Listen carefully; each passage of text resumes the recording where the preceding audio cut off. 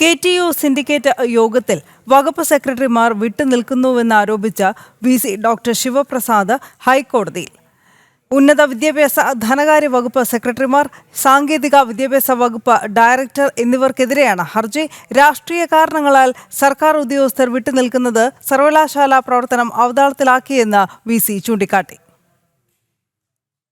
KTU syndicate യോഗത്തിൽ വകുപ്പ് സെക്രട്ടറിമാർ വിട്ടുനിൽക്കുന്നുവെന്നാരോപിച്ച് VC ഡോക്ടർ ശിവപ്രസാദ് നൽകിയ ഹർജി ഇന്ന് ഹൈക്കോടതിയുടെ പരിഗണനയ്ക്ക് വന്നെങ്കിലും ജഡ്ജി പിന്മാറി.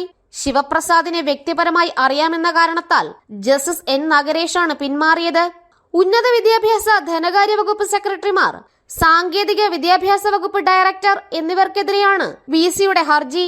മൂവരും സിൻഡിക്കേറ്റ് യോഗത്തിൽ നിന്നും മനഃപൂർവ്വം വിട്ടുനിൽക്കുന്നതിനാൽ തീരുമാനങ്ങൾ എടുക്കാനാകുന്നില്ല. സർവകലാശാല പ്രവർത്തനം അവതാളത്തിലാണ്. രാഷ്ട്രീയ കാരണങ്ങളാലാണ് സർക്കാർ ഉദ്യോഗസ്ഥർ വിട്ടുനിൽക്കുന്നത്. ഇത് വിദ്യാർത്ഥികളെ വരെ ബാധിച്ചു തുടങ്ങിയെന്നും 13-ന് ചേരുന്ന സിൻഡിക്കേറ്റ് യോഗത്തിൽ പങ്കെടുക്കാൻ ഉദ്യോഗസ്ഥരോട് നിർദ്ദേശിക്കണമെന്നുമാണ് ആവശ്യം. സിൻഡിക്കേറ്റ് യോഗത്തിൽ നിന്നും വിട്ടുനിന്നുകൊണ്ടുള്ള വകുപ്പ് സെക്രട്ടറിമാരുടെ നിരുത്തരവാദിത്വം കാരണം 2025-26 വർഷത്തെ ബജറ്റ് പാസാക്കാനായില്ല.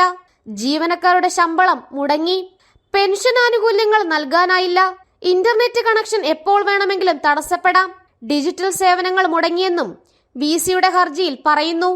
ഹർജി ഹൈക്കോടതിയുടെ മറ്റൊരു ബെഞ്ച് നാളെ പരിഗണിക്കും. ജനം, കൊച്ചി.